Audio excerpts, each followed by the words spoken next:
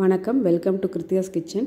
இன்றைக்கி நம்ம பார்க்க போகிற ரெசிபி ஒரு முக்கியமான ரெசிபி. எல்லோரும் அடிக்கடி செஞ்சு சாப்பிட வேண்டிய ஒரு ரெசிபி. எல்லோரும் கண்டிப்பாக இதை பற்றி தெரிஞ்சுக்கணும். வாங்க பார்க்கலாம். கொள்ளு சட்னி செய்கிறதுக்கு நம்ம அரை கப்பு கொள்ளு பாருங்கள், நல்ல கலராக லைட் ப்ரௌனில் இருக்கிறதா, டார்க் கலரில் இருக்கக்கூடாது. அது கொஞ்சம் கடினமாக இருக்கும் வேக வைக்கிறதுக்கு. இது நல்லாயிருக்கும் கொள்ளு சட்னிக்கு. அப்புறம் தனியா நம்ம வணக்கிறதுக்கு முன்னாடி தாளித்து அப்புறம் வெங்காயம் மற்றதெல்லாம் ஆட் பண்ணணும். அதுக்காக ஃபஸ்ட்டு தனியா தான் போடணும். இதுக்கு கொள்ளு சட்னிக்கு கடலைப்பருப்பு அந்த மாதிரி எதுவும் தேவையில்லை. தனியா போட்டு வெங்காயம், பூண்டு பாருங்கள், இஞ்சி, கருவேப்பிலை, வரமிளகா, உங்களுக்கு தகுந்த மாதிரி, உங்கள் காரத்துக்கு தகுந்த மாதிரி வரமிளகா ஆட் பண்ணிக்கோங்க. 2 தக்காளி, அவ்வளோதான் இதுக்கான இன்க்ரீடியன்ட்ஸ். கொள்ளுப்பருப்பு வேக வைக்கிறதுக்கு 1 பங்குக்கு 4 பங்கு 5 பங்கு கூட தண்ணி ஊற்றிக்கலாம். இப்போ பாருங்கள், நம்ம தண்ணி ஊற்றி குக்கரில் எடுத்து வச்சுருக்கோம். அப்பயே வேக வச்சுக்கலாம். ஊற வைக்கணுங்கிறதுலாம் தேவையில்லை. ஊற வைக்கணுங்கிறவங்க ஊற வச்சுக்கோங்க. பட் இது உடனே ரெடி பண்ணிக்கலாம். இது நம்ம துவரம்பருப்பு, அவரைப்பருப்பு வேக வைக்கிற மாதிரி இல்லை. கொள்ளு ரொம்ப நேரம் விசில் எடுத்துக்கும். அதனால் நிறையா விசில் விடணும். இந்த கொள்ளு பருப்பை நம்ம ஒரு 10, 12 இல்லை 15 விசில் கூட அவங்கவுங்கள அதுக்கு தகுந்த மாதிரி, குக்கர் எப்படி விசில் வருமோ அதுக்கு தகுந்த மாதிரி விசில் விட்டுக்கோங்க. நிறையா விசில் விட்டால் தான் கொள்ளு நல்லா வேகும். ஆக்சுவலாக கொள்ளு பருப்பு சட்னி சின்ன வெங்காயம் தான் யூஸ் பண்ணணும். இங்கே கர்நாடகாவில் சின்ன வெங்காயம் கிடைக்காதனால நான் பெரிய வெங்காயம் யூஸ் பண்ணியிருக்கேன். சின்ன வெங்காயம் போட்டால் சட்னி ரொம்ப சூப்பராக இருக்கும். இப்போ ஒரு 13 விசில் வந்துருச்சு. ப்ரெஷர் இறங்கினோடனையும் நம்ம திறந்து பார்க்கலாம்.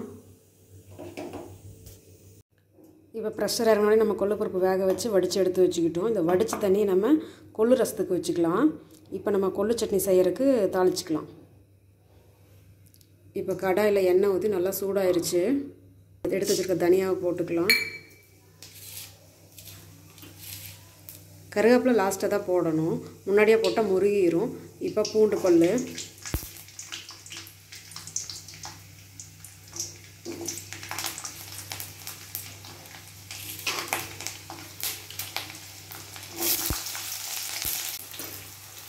இப்போ நம்ம வெங்காயம் வதங்கிட்டு இருக்கிறப்ப வரமிளகாயும் கருவேப்பிலையும் ஆட் பண்ணிக்கலாம். அப்போ தான் மிளகாயும் தீயாமல் இருக்கும். மிளகா முன்னாடியே எண்ணெயில் போட்டோம்னா கருகி போயிடும். அது கருகுச்சுன்னா டேஸ்ட்டு வந்து நல்லா இருக்காது. அப்போ சட்னி நம்மளுக்கு சாப்பிட்றதுக்கு ஒரு மாதிரியாக இருக்கும். நல்லா வெங்காயம் கலர் மாறணும் பாருங்கள்.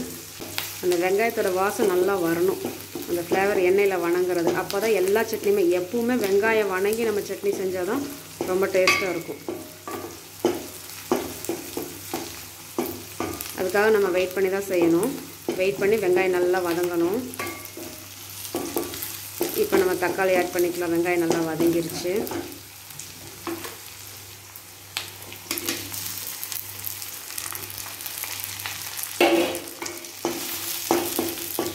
இந்த தக்காளி நல்லா வதங்கினதுக்கப்புறம் நம்ம பருப்பை போட்டுடணும். வதங்கினதுக்கப்புறம் நல்லா ஆஃப் பண்ணிவிட்டு அப்புறம் தான் பருப்பை போடணும்.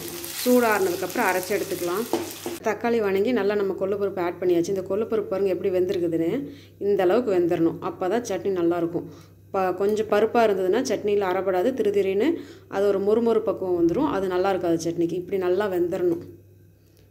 இது மாதிரி வெந்ததுக்கப்புறம் நம்ம இதை ஆறுனதுக்கப்புறம் உப்பு போட்டு அரைச்சிக்கலாம். இப்போ நம்ம மிக்சியில் போட்டு எடுத்த கொள்ளு சட்னி பதமாக ரெடி ஆயிடுச்சு. இது நல்லா ஆட்டிக்கணும் இந்த மாதிரி.